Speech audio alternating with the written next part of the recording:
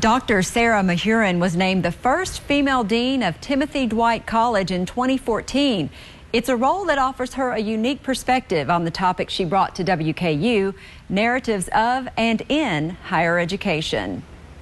I'm trying to complicate some of what I think are sort of easy or cheap stories that get told about sort of the state of affairs on college campuses. Dr. Sarah Mahurin, who has degrees from both Harvard and Yale and is now dean of a college, has strong opinions about today's higher education narrative. I'm unsatisfied by the way and sort of suspicious of the way in which college is being packaged as a story to be consumed, particularly by people who haven't been in college for a long time.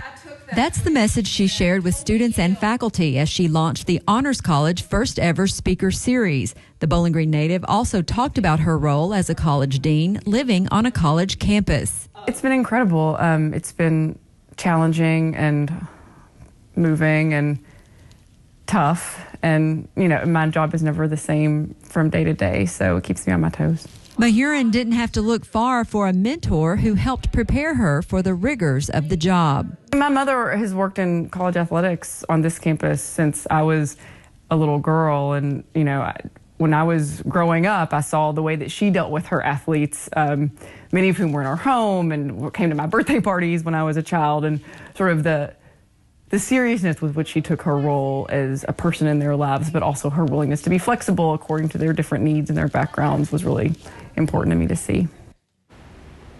While on campus, Dr. Mahurin visited with an honors English class and had lunch with 10 honors scholars. With this week's View from the Hill, I'm Amy Bingham.